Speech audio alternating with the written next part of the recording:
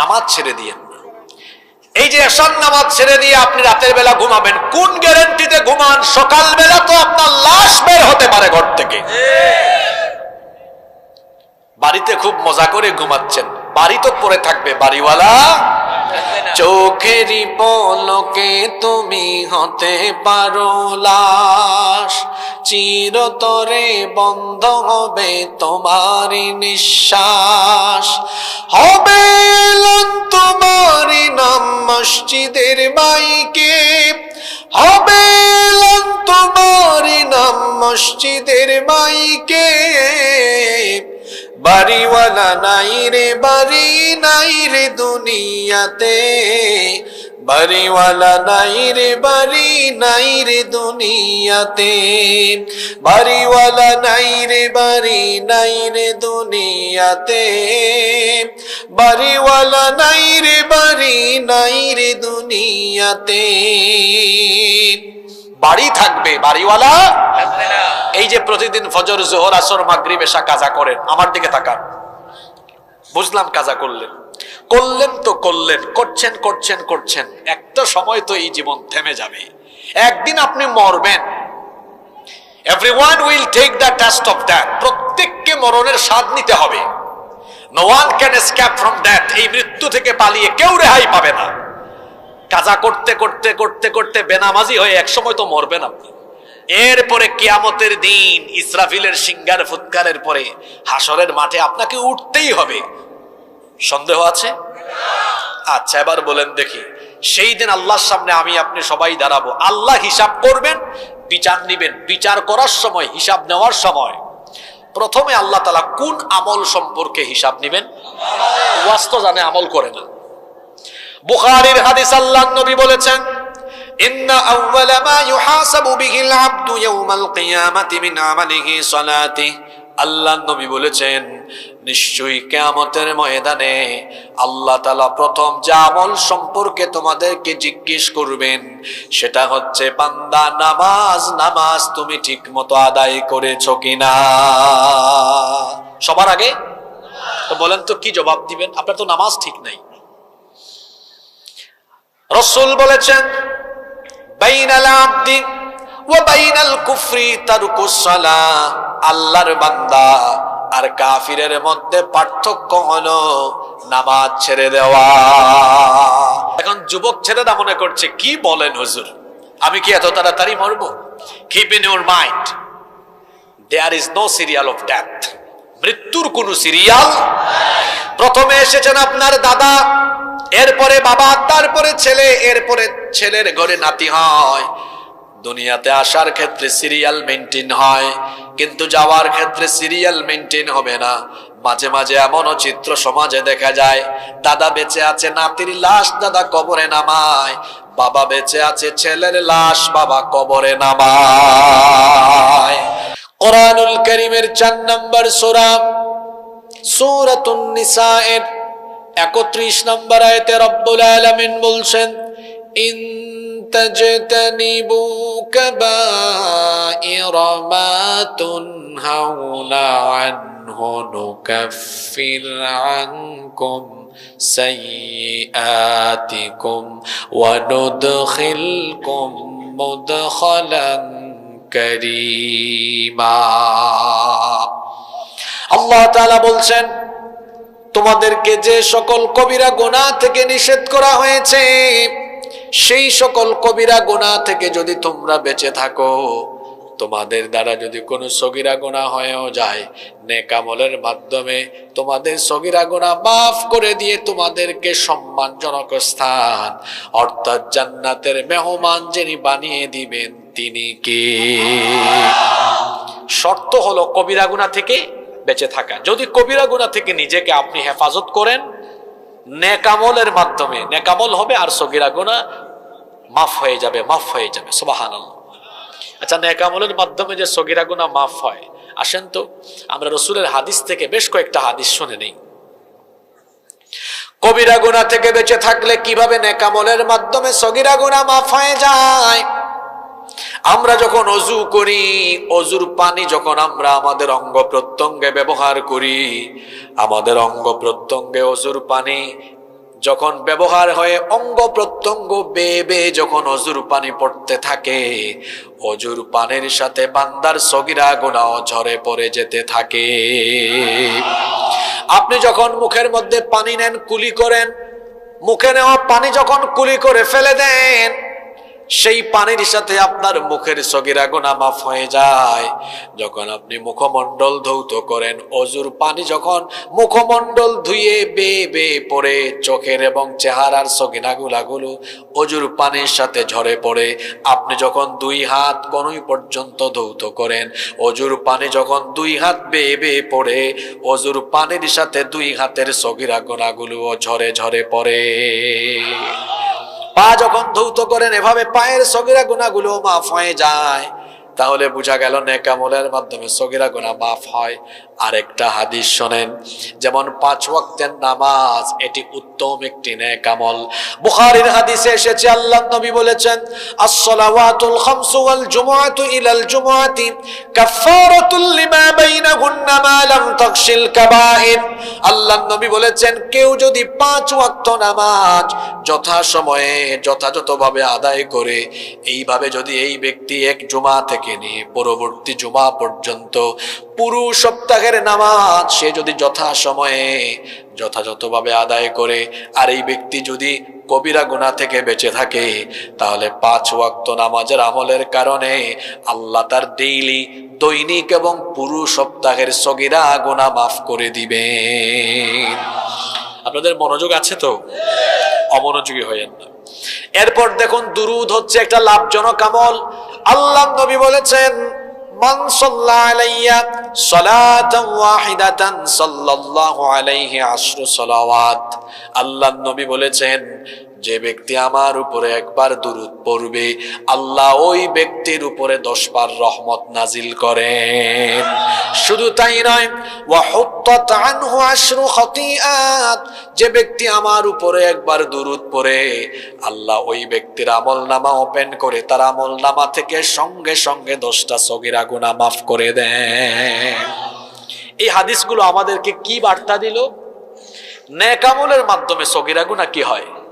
Delete হয়। শর্ত আছে। শর্ত হলো কি থেকে বেঁচে থাকা?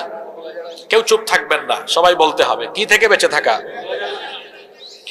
এবার প্রশ্ন হলো, আমি আপনি কি কবিরা গুনাহ থেকে বেঁচে থাকতে পারি? আমি আপনি তো কবিরা গুনাহ থেকে বেঁচে থাকতে পারছি না।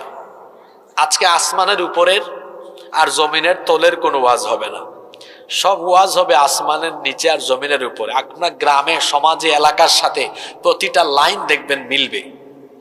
এজন্য মনোযোগী থাকবেন, অমনোযোগী হবেন না। যুবক ভাইয়েরা, আপনাদের দৃষ্টি আকর্ষণ করছি, আপনাদের অমনোযোগী হলে চলবে না। কারণ যুবকেরা হচ্ছে ইসলামের মেরুদণ্ড, যুব সমাজ হচ্ছে মুসলিম উম্মার প্রাণশক্তি।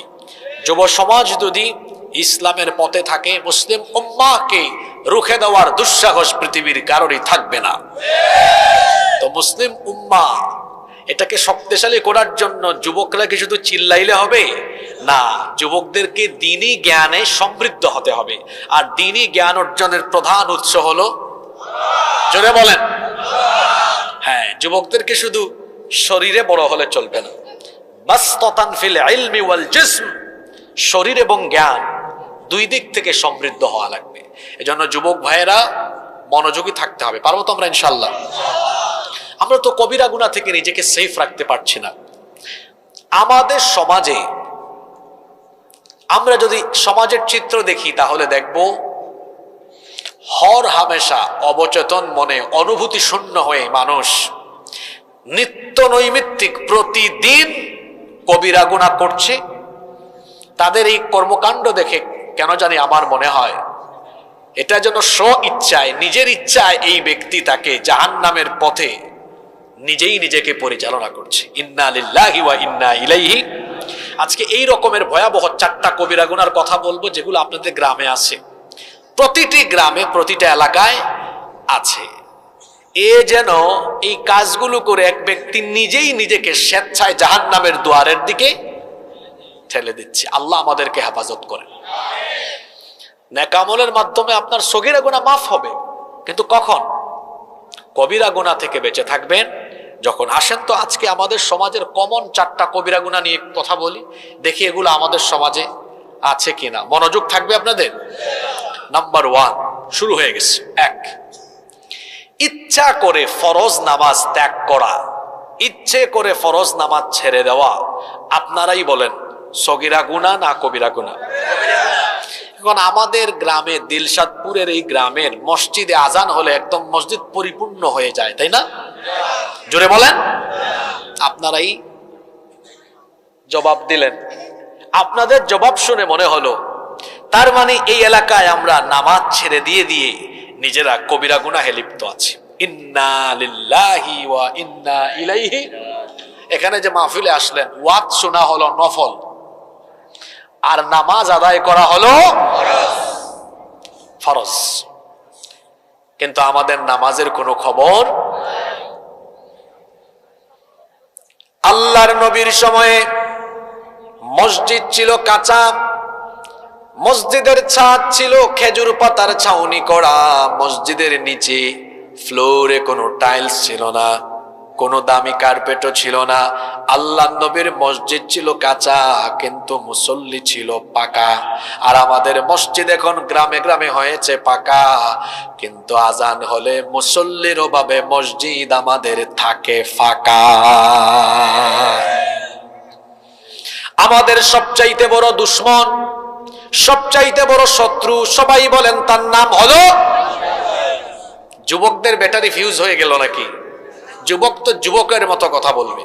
আমাদের সবচাইতে বড় দুশ্মনের নাম কি? দুর্বল মুসলমান আমি দেখতে পারি না, কথা বলবেন পুরুষের মতো। সবচেয়ে বড় শত্রুর নাম, সে ছিল কোথায়? জান্নাতে। তাকে আল্লাহ জান্নাত থেকে আউট করে দিলেন। জোরে বলতে হবে, কি না দেওয়ার কারণে? সবাই বলেন, কি না দেওয়ার কারণে? কয়টা দেয় নাই?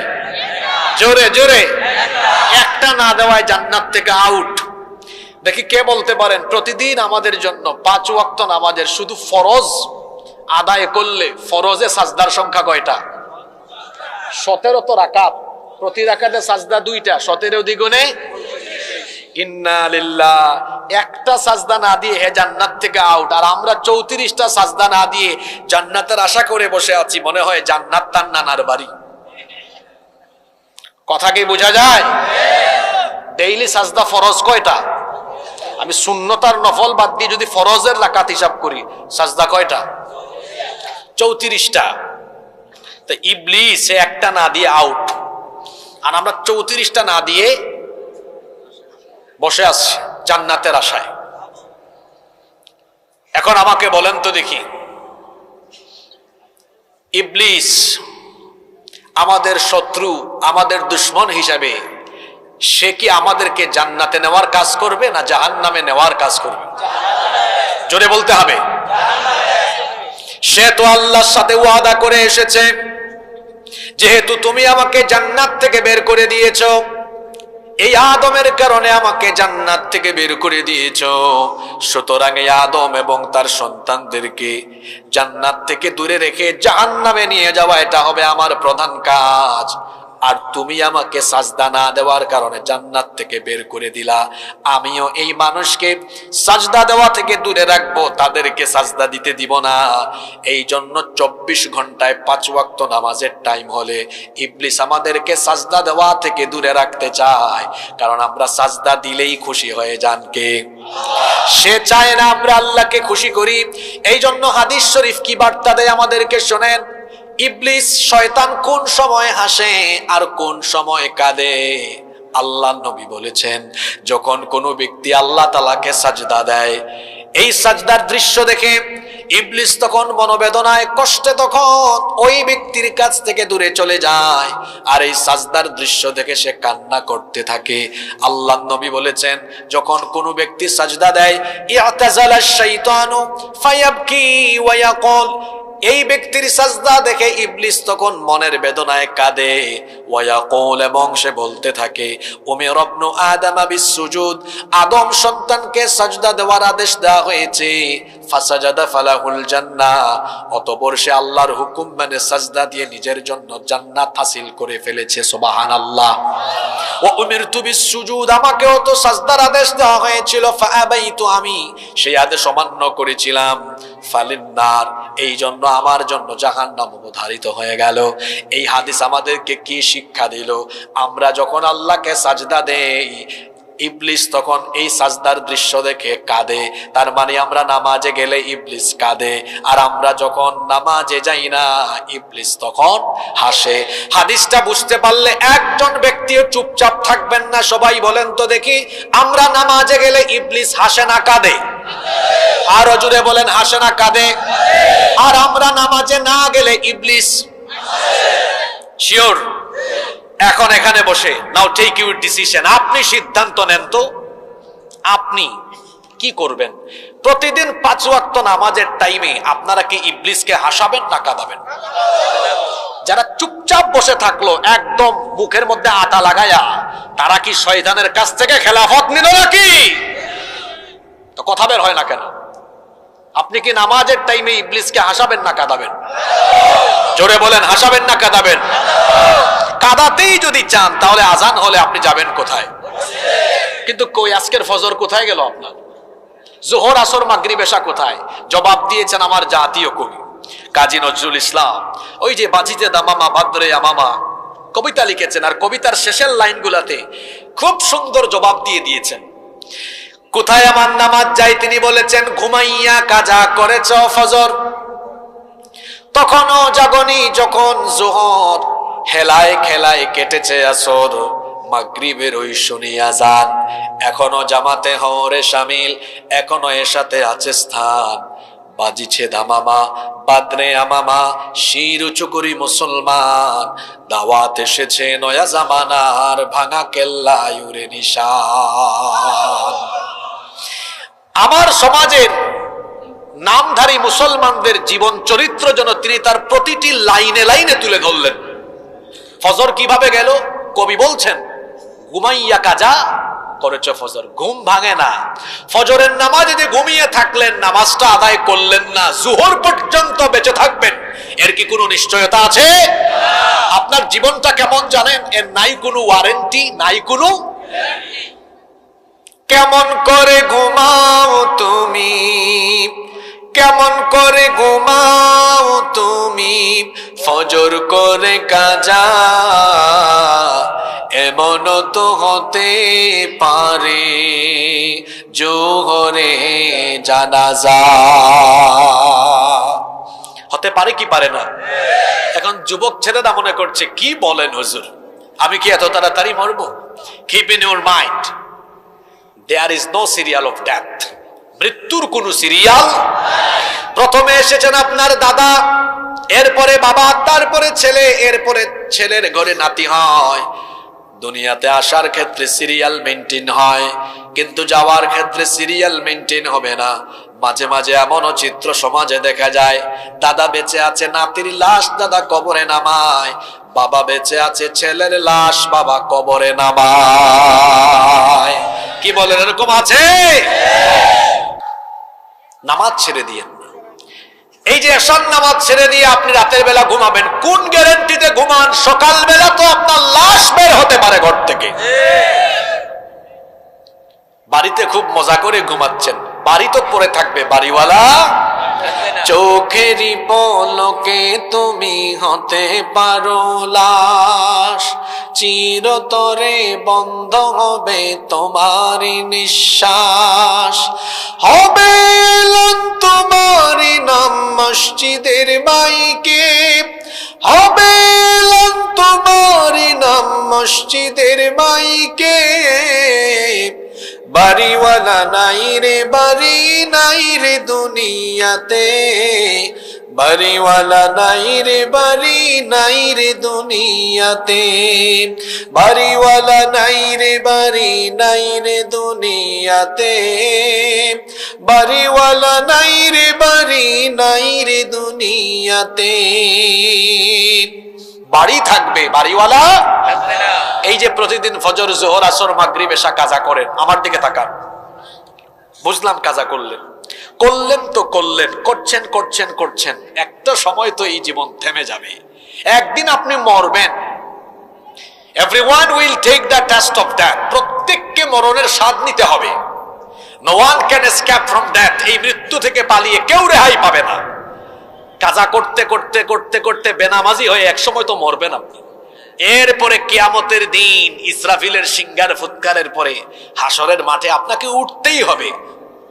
সন্দেহ আছে? আচ্ছা, এবার বলেন দেখি, সেই দিন আল্লাহর সামনে আমি আপনি সবাই দাঁড়াবো, আল্লাহ হিসাব করবেন, বিচার নিবেন। বিচার করার সময়, হিসাব নেওয়ার সময় প্রথমে আল্লাহ তাআলা কোন আমল সম্পর্কে হিসাব নিবেন? ওয়াস্ত জানে, আমল করে না। বুখারীর হাদিস, আল্লাহর নবী বলেছেন, ইন্না আউওয়ালা মা ইউহাসাবু বিহিল আবদু ইয়াউমাল কিয়ামাতি মিন আমালিহি সালাতিহি। আল্লাহর নবী বলেছেন, নিশ্চয়ই কিয়ামতের ময়দানে আল্লাহ তাআলা প্রথম যে আমল সম্পর্কে তোমাদেরকে জিজ্ঞেস করবেন সেটা হচ্ছে, বান্দা নামাজ তুমি ঠিকমতো আদায় করেছো কিনা। সবার আগে তো বলেন তো কি জবাব দিবেন? আপনার তো নামাজ ঠিক নাই।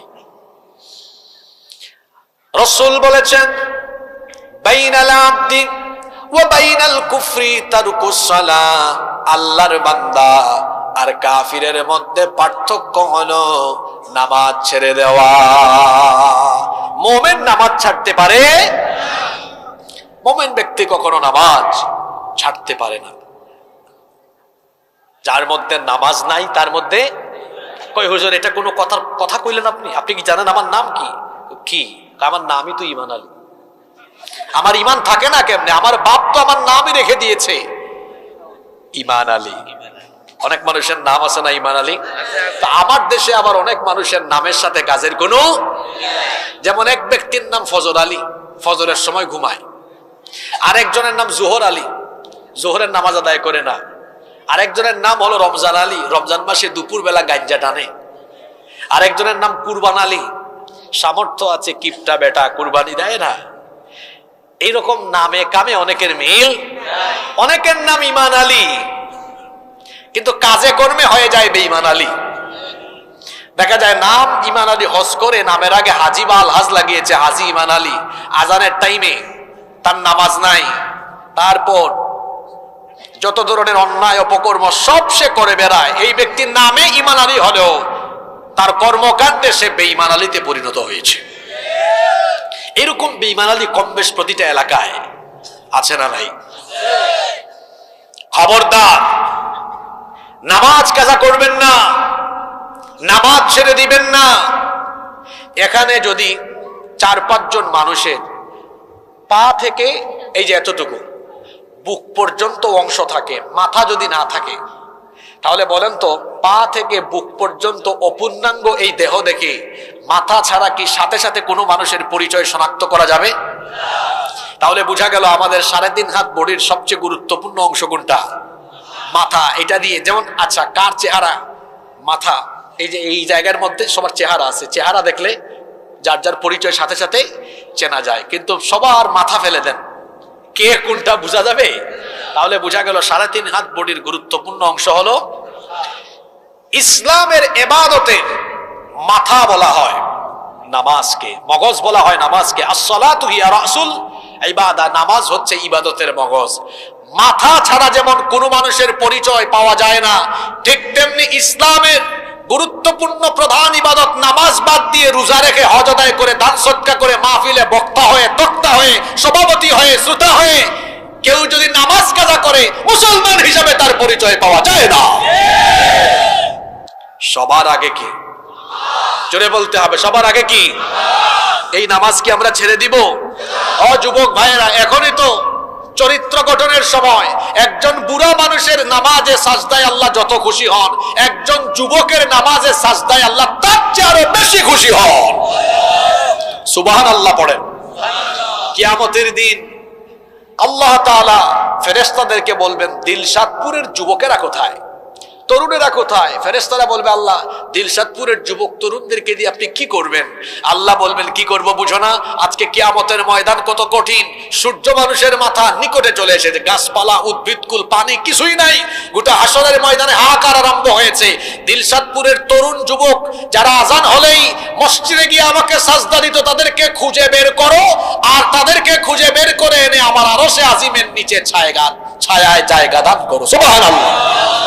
তো দিলশাদপুরের যুবক ভাইরা কি আল্লাহর আরশে আজিমের নিচে জায়গা পেতে চায় না? চায় না? আজান হলে যাবেন কোথায়? পড়লে নামাজ, রাখলে রোজা, আল্লাহ রাসূল পাবে সোজা, হালকা হবে পাপের বোঝা, করলে ইবাদত পাবে তুমি রোজ হাসরে প্রতিদানে জান্নাত, প্রতিদানে জান্নাত, প্রতিদানে জান্নাত। নামাজ ছাড়া জান্নাতের গন্ধ পাওয়া যাবে। আপনারা জান্নাত চান, আল্লাহ আপনাদেরকে জান্নাত দিতে চান। এজন্য একবার, দুইবার, তিনবার, চারবার নয়, ডেইলি আল্লাহ তাআলা আপনাদেরকে 5 বার নামাজের টাইমে ডাকেন, যেন আপনারা নামাজের টাইমে আল্লাহর কাছে হাজিরা দিয়ে আল্লাহর কুদরতি চরণে সাজদা দেন। আপনারা 5 বার আল্লাহকে গিয়ে সাজদা দিবেন, আর এই নামাজের মাধ্যমে আল্লাহ তাআলা জান্নাতের চাবি আপনাদেরকে দিয়ে দিবেন, সুবহানাল্লাহ। এই নামাজ কি আমরা ছাড়বো? জোরে বলেন, নামাজ কি আমরা ছাড়বো? এতদিন শয়তানের ধোঁকায় আমরা যা করে ফেলেছি, ভুল করে ফেলেছি। আমরা তো জানি আমাদেরকে নামাজ থেকে বিরত রাখলে শয়তান খুশি না বেজার? শয়তান হাসে না কাঁদে? আমরা শয়তানকে খুশি করব না, শয়তানকে হাসাবো না। আমরা নামাজের টাইমে আজান হয়ে গেলে মসজিদে গিয়ে নামাজ আদায় করে আমরা এই দিলশাদপুর থেকে শয়তানকে কান্না করাতে করাতে শয়তানকে তাড়িয়ে দিব।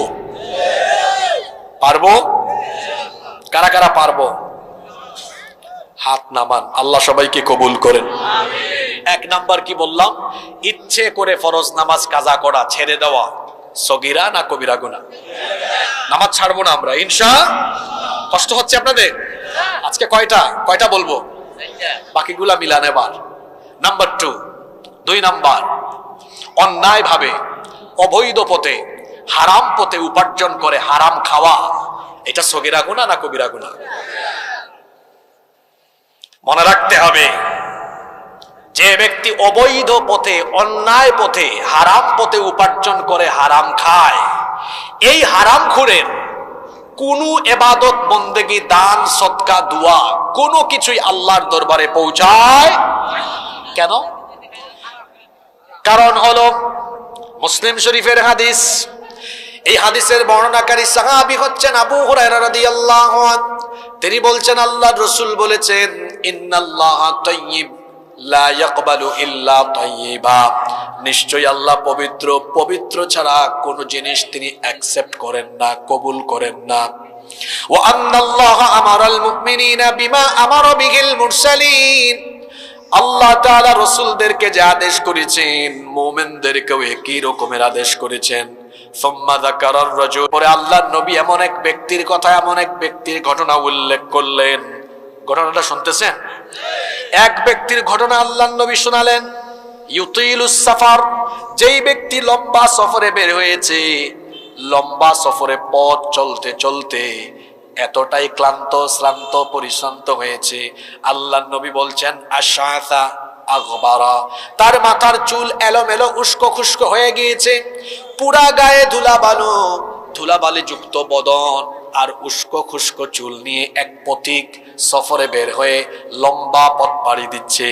হঠাৎ করে সে কি করলো?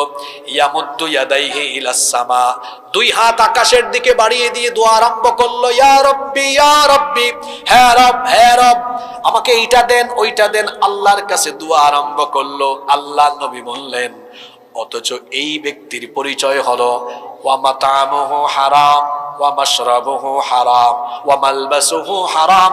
এই ব্যক্তি প্রতিদিন যে খাবার খায়, হারাম টাকায়, হারাম উপার্জনে, হারাম টাকায় কেনা হারাম খাবার, হারাম পথে উপার্জন করা হারাম টাকার পানীয়, এরপরে হারাম পোশাক পরিচ্ছদ পরিধান করেছে।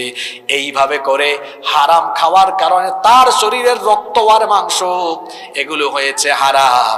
এই হারামখোর হারাম খেয়ে হারাম শরীর গঠন করে যখন তার হারাম শরীর নিয়ে আল্লাহর ইবাদত বন্দেগী করে হাত বাড়ায়, আল্লাহর নবী বলেন, এই হারামখোরের কোনো দোয়া, কোনো ইবাদত আল্লাহ তখন কবুল করেন না। শুধু সুবহানাল্লাহ নাউজুবিল্লাহ পরে ওয়াজ মাহফিল থেকে চলে যায়েন না, হৃদয় দিয়ে কথাগুলো উপলব্ধি করার চেষ্টা করেন। এই হাদিস আপনাদেরকে কি শিক্ষা দিল? তার মানে হলো ইবাদত বন্দেগী দোয়া কবুল এর পূর্ব শর্ত হলো হালাল খাওয়া। জোরে বলতে হবে, কি খাওয়া? Okay fine. এবার শোনেন, বর্তমানে পৃথিবীতে হালাল খেতে পারা এটা সবচাইতে বড় চ্যালেঞ্জের ব্যাপার। কেন? এই কথাটা আমি কেন বললাম? আপনি সমাজের দিকে তাকালে দেখবেন বহু মানুষ হালাল চাকরি করে, হালাল ব্যবসা করে, কিন্তু সেই ব্যক্তি গাফেল হয়ে, সেই ব্যক্তি অবচেতন, অনুভূতি শূন্য হয়ে, দায়িত্বহীন হয়ে তার হালালের মধ্যে হারাম ঢুকিয়ে ফেলছে, তার খবরও তার। শোনেন কিভাবে হচ্ছে। আপনি এমন এক প্রতিষ্ঠানে চাকরি করেন, এই প্রতিষ্ঠানে চাকরি করা হারাম না, এখানে হারাম কোনো কাজ হয় না, তাহলে বেতনটাও কি আপনার হালাল। কিন্তু আপনার ডিউটি হলো সকাল 9টা থেকে বিকাল 4টা, আপনি আধা ঘন্টা লেট করে যান, ডিউটির টাইমে ফাঁকিবাজি করেন। এখন এই যে লেট করে যান, প্রতিদিন ফাঁকিবাজি করেন, আপনি বলেন আপনি যে বেতনটা নিচ্ছেন মাস শেষে, এটা কি আর হালাল থাকলো? জোরে বলেন। স্কুল, মাদ্রাসা, ইউনিভার্সিটিতে চাকরি করেন, আপনি ক্লাসের টাইমে ক্লাস করান না, ক্লাসের 10 মিনিট পরে ঢুকেন, ছাত্রদের হক নষ্ট করেন, মাস শেষে বেতন খান, এটা কি খান আপনি? তারপরে আপনি ব্যবসা করেন, আল্লাহ তো ব্যবসাকে হালাল করেছেন, আপনার হালাল ব্যবসার হালাল উপার্জনে আপনি কিভাবে হারাম মিশ্রণ করছেন? শোনেন, আপনি একটা পণ্য বিক্রির সময় কাস্টমারকে বলছেন, ভাই কসম আল্লাহর আপনাকে কিনা দামে দিয়ে দিলাম। তা আমার প্রশ্ন হলো, আপনি যদি কিনা দামে দিয়েই দেন, এখানে যত বড় বড় বক্তা আছে সবগুলারে ধরে এখানে আনে।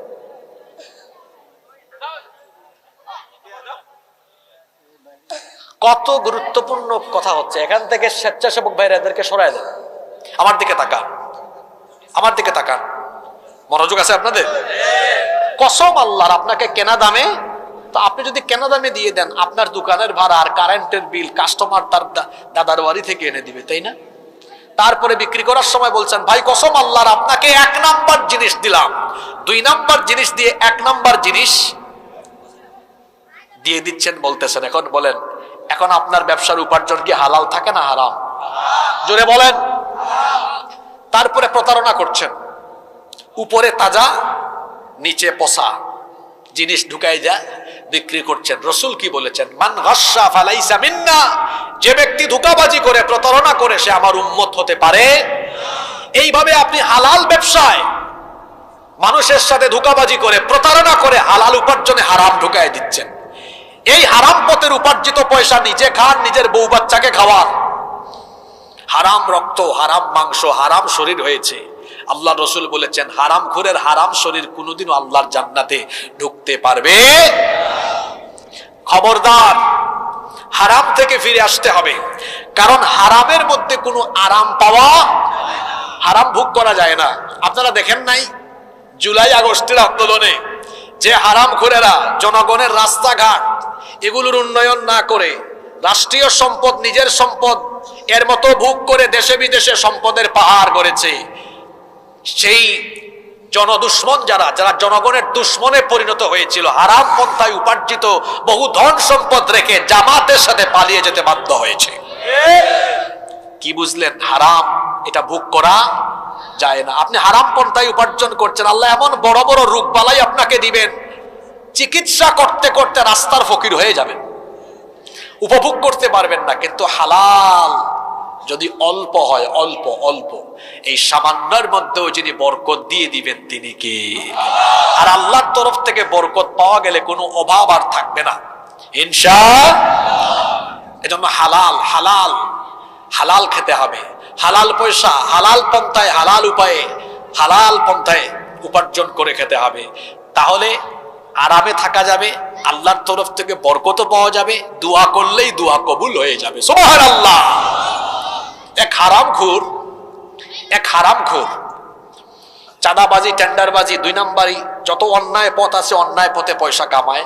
আবার হজের টাইমে ভিসা করে, হজের বুকিং দিয়ে টিকিট কেটে চলে গিয়েছে হজে, আর ইহরামের সাদা কাপড় পরিধান করে জিদ্দা বিমানবন্দরে যখন সে নেমেছে তালবিয়া পাঠ আরম্ভ করেছে, লব্বাইক আল্লাহুম্মা লব্বাইক লব্বাইক লা শারীকা লাক লব্বাইক ইন্নাল হামদা ওয়ান নি'মাতা লাকা ওয়াল মুলক লা শারীকা লাক লব্বাইক আল্লাহুম্মা লব্বাইক।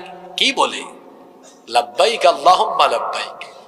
আল্লাহ, হে আল্লাহ আমি হাজির, আমি হাজির। আল্লাহ বলেন, কি রে তুই যে ভিসার টিকিট করে আসলি ওটা তো হারাম পয়সার, তোর শরীরের সব রক্ত আর মাংস হারাম পয়সার, ধবধবে ইহরামের কাপড়টা পর্যন্ত হারাম পয়সায় কেনা।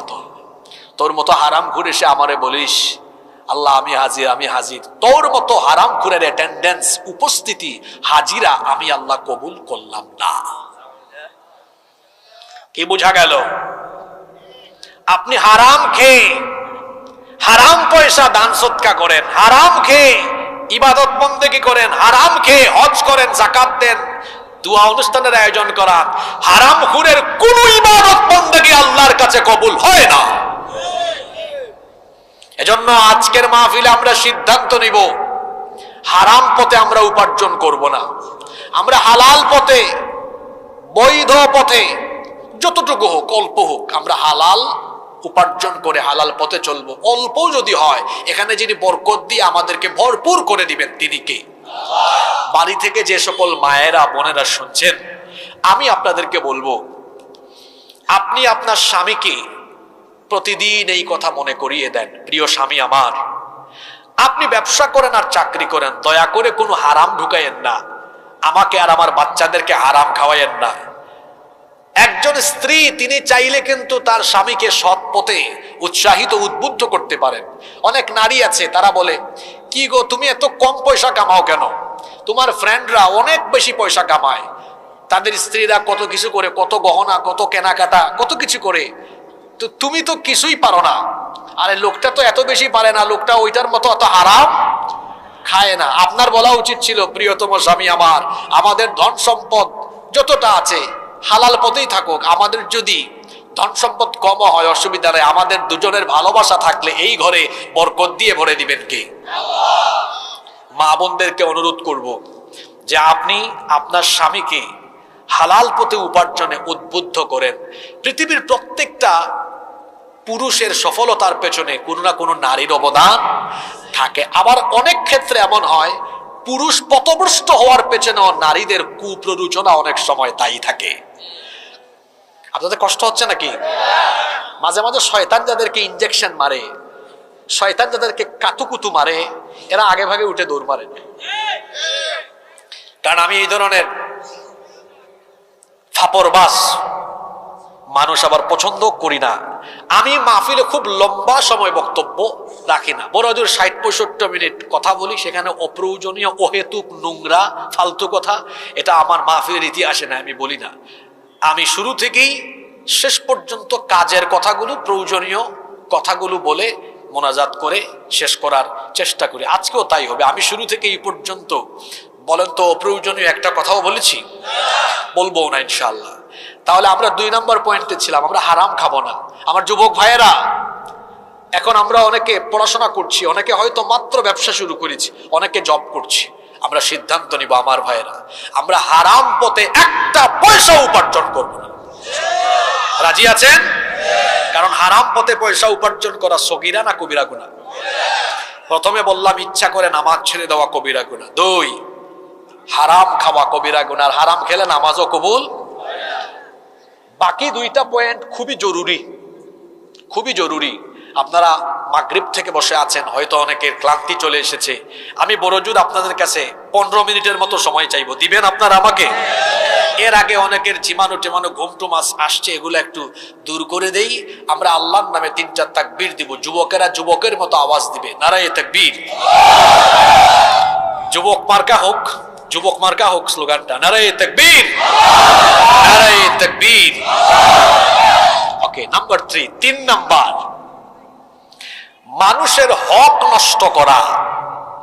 এটা সগীরা গুনাহ না কবিরা গুনাহ?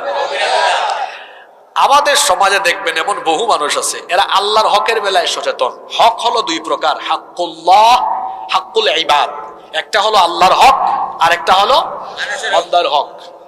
দেখবেন অনেক মানুষ আছে আল্লাহর হকের বেলায় সচেতন, বান্দার হকের বেলায় অসচেতন। কিরকম? দেখবেন 5 ওয়াক্ত নামাজে তারা সবার আগে হাজির, আবার দেখবেন এলাকায় মানুষের হক নষ্ট করার বেলায় তারা সবার আগের কাতারে থাকে। কিভাবে? নামাজও পড়ে, আবার দেখবেন ঠেলাঠেলি করে মানুষের জায়গা জমি দখল করে, নামাজও পড়ে। প্রত্যেকটা গ্রামে দেখবেন সালিশ বিচারক আছে, বিচার আচার করে মানুষের। হয়তো আপনাদের এলাকায় আছে কিনা জানি না। তো দেখা যায় নামাজের টাইমে একদম আজান হইলে বিচার বন্ধ করে নামাজে যায়, আবার নামাজ পড়া বিচারের রায় দেওয়ার সময় অত বিচারে আসার আগে বেশি না 2-4-500 টাকা ঘুষ নিয়ে বিচারের রায় উল্টে দিয়া দুর্বলকে আরো দুর্বল বানায়। এরকম মানুষ অবশ্য আপনাদের এলাকায় নাই। বড় ভাই তার আপন ছোট ভাই বোনদের হক নষ্ট করেছে, জায়গা জমি থেকে তাদেরকে বঞ্চিত করে নিজে একা মেরে খেয়ে ফেলেছে।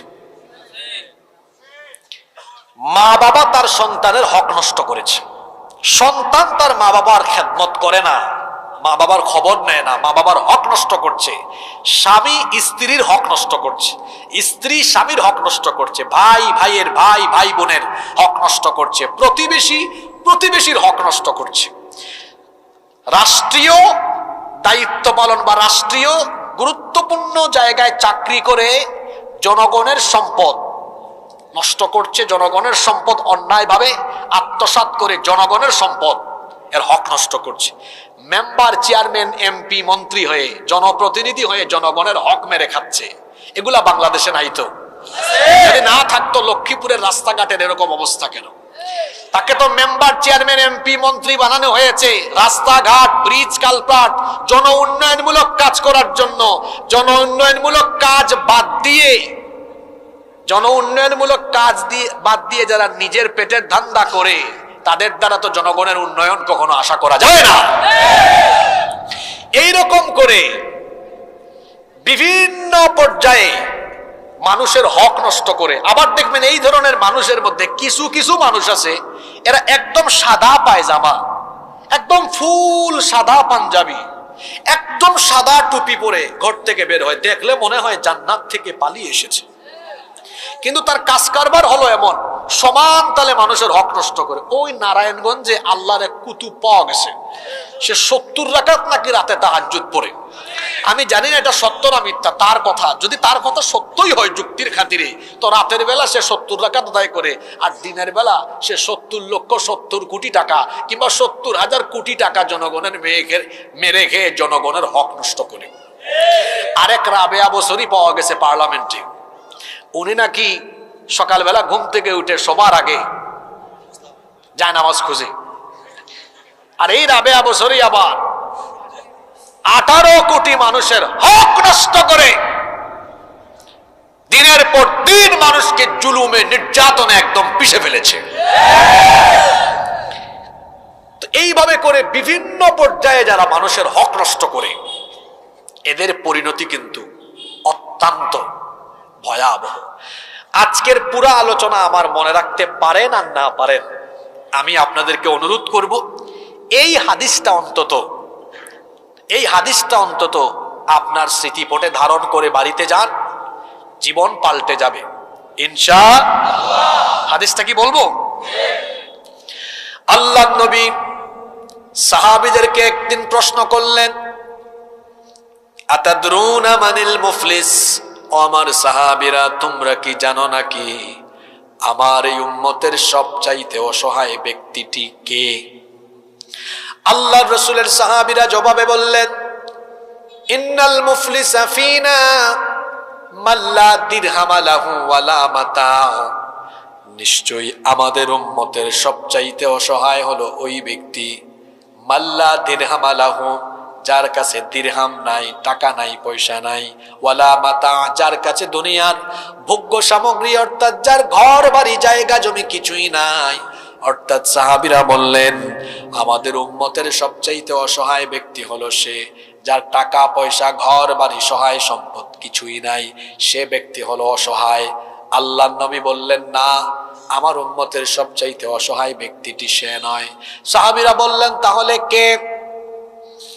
আল্লাহর নবী বললেন, ইন্নাল মুফলিসা ফি উম্মতি ইয়াতি ইয়াউমাল কিয়ামাতি বিসালাতিন ওয়া সিয়ামিন ওয়া যাকাতিন। আল্লাহর নবী বললেন, নিশ্চয়ই আমার উম্মতের সবচাইতে অসহায় হলো এই ব্যক্তি, যে ব্যক্তি কিয়ামতের ময়দানে নামাজের নেকি, রোজার নেকি, হজ যাকাতের নেকি, যে ব্যক্তি নামাজি, যে ব্যক্তি রোজাদার, যে ব্যক্তি হজ করে, যাকাত দেয়, দান সদকা করে, বলেন তো এত এত ভালো আমল করে মানুষ অসহায় হয় না জান্নাতি হয়?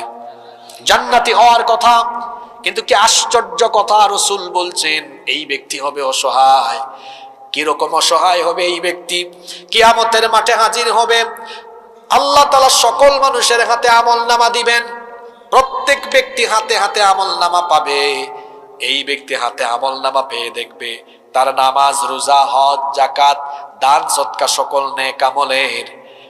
নেক আমল লিখে লিখে তার আমলনামা পুরা ফিল আপ করা আছে। আমার দিকে তাকান, এই যে একটা লিফলেট, একটা পোস্টার দেখেন তো আপনারা, এই দিকে লেখা আছে না নাই? এই পৃষ্ঠায় কিছু আছে নাকি? আল্লাহ রসুল বললেন, কিয়ামতের দিন এক ব্যক্তি উঠবে, দাঁড়াবে, তার হাতে আমলনামা দেওয়া হবে, তার আমলনামায় শুধু নেকি আর নেকি লেখা থাকবে। এই ব্যক্তি খুব খুশি, হায় হায় এত নেক আমল, আমি তো জান্নাতি, জান্নাতে যাওয়ার জন্য সে একদম প্রস্তুত নেবে। আল্লাহ বলবেন, এই দাঁড়া, বহুত হিসাব নিকাশ বাকি আছে তোর সাথে। আল্লাহ বলবেন, এই ব্যক্তি তার মা বাবার খেদমত করে নাই, মা বাবার হক নষ্ট করেছে, তার মা বাপ কেনে লাইনে দাঁড় করাও। শুনতেছেন? এই ব্যক্তি তার ভাই বোন, তার চাচা চাচি, তার আত্মীয় স্বজনের হক মেরে খেয়েছে, এদেরকে লাইনে দাঁড় করাও। এই ব্যক্তি রাষ্ট্রীয় ক্ষমতা পেয়ে নিরপরাধ মানুষকে অপরাধী বানিয়ে জেলখানায় রেখেছে, ফাঁসি দিয়ে নির্মমভাবে হত্যা করেছে, তাদেরকে এর লাইনে দাঁড় করাও। এই ব্যক্তি চাঁদাবাজি করেছে, টেন্ডারবাজি করেছে, জনগণের হক মেরে খেয়েছে, এ দিলশাদপুরের মেম্বার ছিল, এই ইউনিয়নের চেয়ারম্যান ছিল, সমান তালে মানুষের হক মেরে খেয়েছে, পুরা ইউনিয়নের ক্ষতিগ্রস্ত মানুষদেরকে লাইনে দাঁড় করাও। আল্লাহ এবার এই ক্ষতিগ্রস্ত মানুষদেরকে বলবেন, কি ব্যাপার, দুনিয়ায় তো তোমরা এর বিরুদ্ধে বিচার চাইবা, এটা বলতেও পারো নাই, বললেই তো শেষ একদম। আজকে তো বিচার হবে, কারণ আজকে ট্রাইব্যুনাল, এটা কোনো ক্যাঙ্গারু ট্রাইব্যুনাল নয়, এটা ন্যায় বিচারের ট্রাইব্যুনাল। আজকে বলো বিচারটা কেমনে করতাম, তোমরা ক্ষতিপূরণ কি চাও? এই যে তোমাদের এত ক্ষতি করলো, এখন আপনারা আমাকে বলেন, কিয়ামতের দিন কি ক্ষতিপূরণ হিসেবে মানুষ টাকা পয়সা চাইবে না নেকি চাইবে? নেকি দরকার। এরা বলবে, আল্লাহ এই লোক আমাদের অনেক ক্ষতি করেছে, কিন্তু আজকে ক্ষতিপূরণ হিসাবে তার আমলনামা একটু চেক করেন, যদি কোনো নেকি থাকে ক্ষতিপূরণ হিসাবে তার আমল থেকে নেকি আমাদেরকে ট্রান্সফার করেন, আমাদের নেকি বাড়ুক, যাতে আমরা জান্নাতে যেতে পারি। আল্লাহ এবার হিসাব আরম্ভ করবেন, বলবেন, ফেরেশতারা এই ক্ষতিগ্রস্ত মানুষ যারা লাইনে দাঁড়িয়ে আছে, এই নাদান, এই কুলাঙ্গার, তার আমলনামা থেকে এবার ক্ষতিগ্রস্তদেরকে নেকি ট্রান্সফার করো। এখন তার আমলনামা থেকে নেকি ট্রান্সফার করতে করতে দিতে দিতে দিতে দিতে আমলনামা ব্ল্যাঙ্ক, খালি, পাওনাদারের লাইন এখনো। আল্লাহর রসুল বলছেন, যারা নামাজ, রোজা, হজ, যাকাত, দান সদকা, ওয়াজ মাহফিলে আসা, বক্তা হওয়া, তক্তা হওয়া, আয়োজক হওয়া, সব আমল কইরাও সমান তালে মানুষের হক নষ্ট করে, মানুষের হক নষ্ট করার কারণে কিয়ামতের দিন নিজের আমল মানুষকে দিয়ে আমল শূন্য হয়ে অসহায় হয়ে জাহান্নামী হবে যেই ব্যক্তি, আমার উম্মতের সবচাইতে অসহায় হলো সেই ব্যক্তি। শুধু নাউজুবিল্লাহ পরে বাড়ি চলে গেলে চলবে না, এটা উপলব্ধি করে এই হাদিসটা নিয়ে বাড়ি যেতে হবে। কি বুঝলেন? আমি যে ওয়াজ মাহফিলে আইসা সওয়াব কামাইছি, এটা সওয়াব পাইছি তো, আমি মানুষের হক নষ্ট করলে এই সওয়াবও আরেকজনের কাছে দিয়ে দিতে। তাহলে বলেন, মানুষের হক নষ্ট করা এটা সগীরা গুনাহ না কবিরা গুনাহ? আমরা কি কোনো মানুষের হক নষ্ট করব? ওয়াদা করে দেন আজকের মাহফিলে আমাদের এই গ্রামকে আমরা সম্প্রীতি, সৌহার্দ্য, ভ্রাতৃত্ব দিয়ে আমরা সুন্দর করে গড়ে তুলবো। আমরা কিন্তু চাইলে আমাদের গ্রামকে আমরা সুন্দর বানাতে পারি।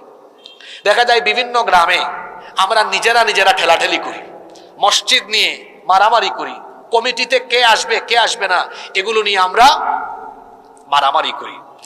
আমরা অনেকে মনে করি যে দায়িত্ব এটা আমার জন্য বিরাট বড় কিছু। দায়িত্ব হলো একটা বোঝা, দায়িত্ব হলো একটা কি, যে ব্যক্তি দায়িত্ব পালনে ব্যর্থ হয় অত জাহান্নামে যাওয়ার জন্য নিজের পথ নিজে সহজ করে নেয়।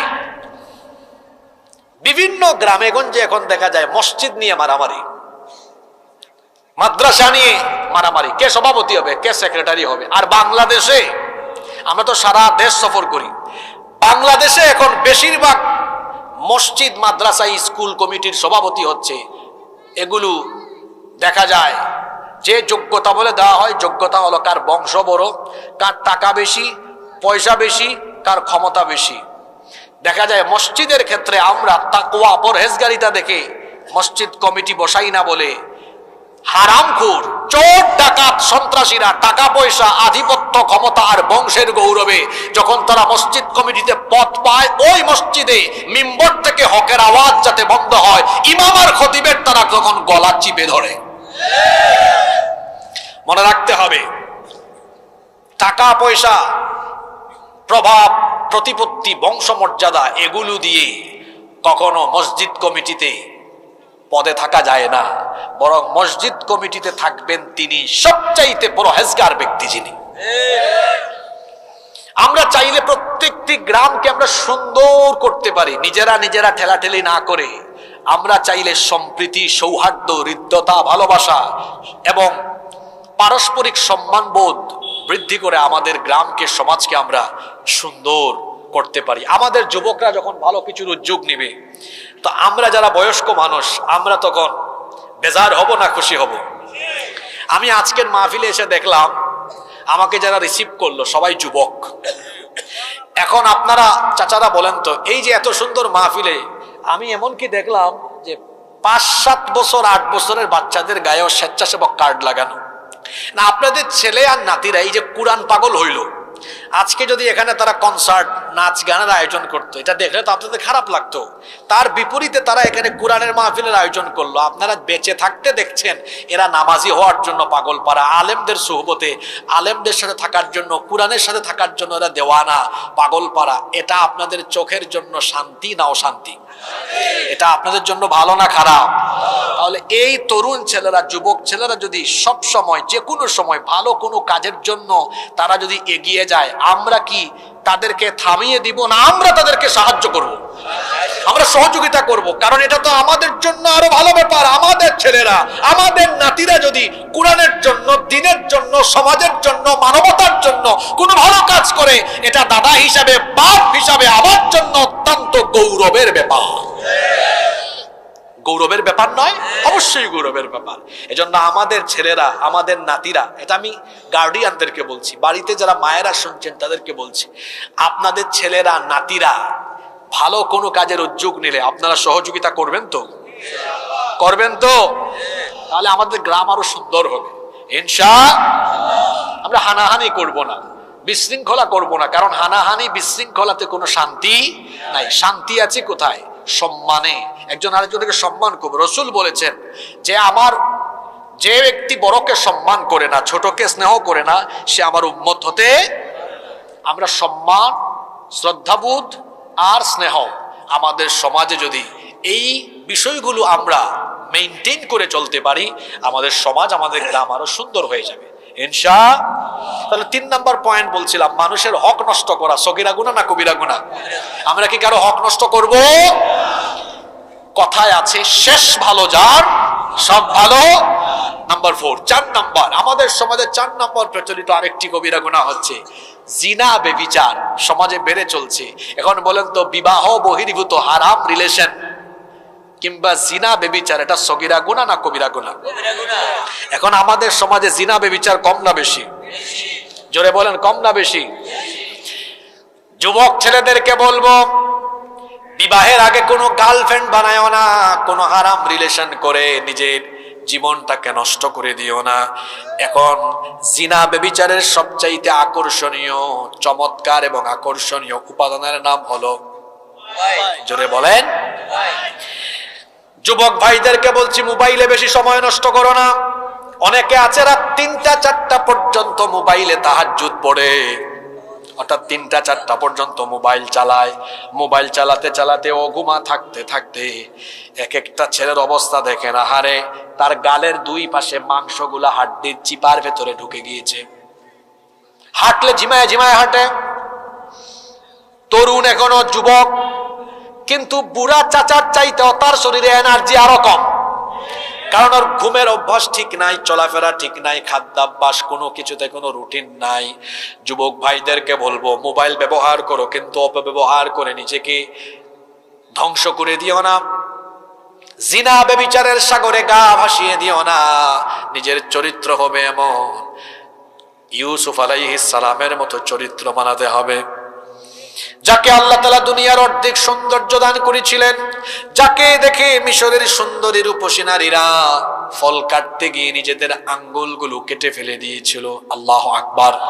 তিনি যেই ঘরে বড় হয়েছেন সেই ঘরের দুষ্ট নারী জুলাইখা প্রতিদিন ইউসুফ আলাইহিস সালাম সামনে দেখতে দেখতে পাগল পাড়া হয়ে একদিন সে নির্জনে তার দাসীর মাধ্যমে তার বেডরুমে আমন্ত্রণ করলো। বেডরুমে নিয়ে এসে 7টা দরজা ছিল, সবগুলো দরজা বন্ধ করে দিল। ইউসুফ আলাইহিস সালামকে কুপ্রস্তাব দিল, বলল এসো আমার কাছে এসে আমার মনোবাসনা পূরণ করো। ইউসুফ আলাইহিস সালাম তিনি আল্লাহর ভয়ে ওই নারীর দিকে না তাকিয়ে আল্লাহকে ভয় করে, আল্লাহর উপর ভরসা করে তালাবদ্ধ লক করা দরজার দিকে তিনি যখন দৌড় দিলেন, আল্লাহ তাআলা খুশি হয়ে গিয়ে তার কুদরতি চাবি দিয়ে সবগুলো দরজার তালা খুলে দিয়ে দরজা তার জন্য উন্মুক্ত করে দিলে। যুবক ভাইরা, এরকমই হবে। মহিলা কলেজ, গার্লস স্কুল ছুটি হলে গেইটের সামনে ইতরের মতো দাঁড়ায় থাকো না। রাস্তাঘাটে মেয়েদেরকে ডিস্টার্ব করো না। ফেসবুকে মেসেঞ্জারে মেয়েদেরকে কুতকুতানি মারিও না। মেয়েদের পিছনে ঘুরঘুর করে নিজের চরিত্র নষ্ট করো না।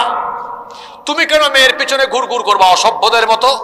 বরং তুমি নামাজি হও, চরিত্রবান হও, ক্যারিয়ার বিল্ড আপ করো। যদি তোমার চরিত্র ভালো হয়, ক্যারিয়ার ভালো হয়, এই দিলশাদপুর লক্ষ্মীপুরের সুন্দরী সুন্দরী মেয়ের বাপ তোমার কাছে তার মেয়ে বিয়ে দেওয়ার জন্য তোমার পিছে ঘুরঘুর ঘুরঘুর ঘুরঘুর ঘুরঘুর করবে। তো তুমি সিদ্ধান্ত নাও। এই মিসকিন ছেলেরা, ব্যাচেলর, অবিবাহিত, তোমরা কথা বলো। এখন বলো, তোমরা কি মেয়েদের পিছনে ঘুরবা না মেয়েদের মা বাপকে ঘুরাবা? ঘুরবে না ঘুরাবে? তো ঘুরালে কি করতে হবে? ইতরের মতো মেয়েদেরকে ডিস্টার্ব করা যাবে? অবিবাহিত ছেলে তোমাদেরকে বলছি, শোনো, রাসূল তোমাদেরকে বলেছেন, ইয়া শাবাব আল ইসলাম, হে ইসলামের যুবকেরা, গদ্দু আবসারুকুম, তোমাদের চক্ষুকে তোমরা নিম্নগামী করো। কারণ চক্ষু হলো হৃদয়ের আয়না। এই চক্ষুকে হেফাজত না করে যদি আপনি আল্লাহ তাআলার নিষেধ করা জিনিসের দিকে তাকান, তাহলে দেখবেন হৃদয় দিয়ে সেটা ভাবতে ভাবতে অ্যাকশনে যাওয়ার সম্ভাবনা আছে। আল্লাহর নবী বলেছেন, এজন্য চক্ষুকে হেফাজত করো। আর তোমরা গদ্দু ফুরুজাকুম, তোমাদের লজ্জাস্থানের হেফাজত করো। যদি তোমরা এভাবে তোমাদের চোখ আর লজ্জাস্থানের হেফাজত করে যদি তোমরা তোমাদের চরিত্রের জিম্মাদারি গ্রহণ করো, আমি যুবকদেরকে সুসংবাদ দিচ্ছি, আল্লাহর নবী বলেছেন, কিয়ামতের দিন আমি নবী নিজে তার জন্য জান্নাতের জিম্মাদার হয়ে যাব। আমার যুবক ভাইয়েরা, আপনাদের জন্য জান্নাতের জিম্মাদার হচ্ছেন প্রিয় নবী মুহাম্মদুর রাসূলুল্লাহ সাল্লাল্লাহু আলাইহি ওয়াসাল্লাম। তাহলে কি আমরা বিবাহ বহির্ভূত আরাম, রিলেশন আর জিনা ব্যভিচার থেকে নিজেকে সেভ করতে পারবো? ইনশাআল্লাহ। কয়টা কথা বললাম আজকে? কাজের কাজ এই 4টা করলেই জীবন বদলে যাবে। 1, ফরজ নামাজ আমরা আর কাজা করবো না, ছাড়বো না। রাজি আছেন? 2, হারাম খাওয়া যাবে না। 3, মানুষের হক নষ্ট করা যাবে না।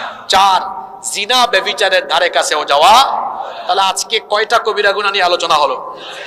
দেখি। 1 নাম্বার, ইচ্ছে করে নামাজ ছাড়া। আমরা কি নামাজ ছাড়বো? কারা কারা নামাজ আর ছাড়বেন না আল্লাহরে দেখান।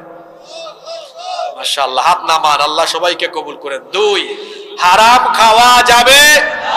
হারাম খাওয়া যাবে না। 3, মানুষের হক নষ্ট করা যাবে না। 4, জিনা ব্যভিচারের ধারে কাছেও যাওয়া যাবে না। আল্লাহ কবুল করেন।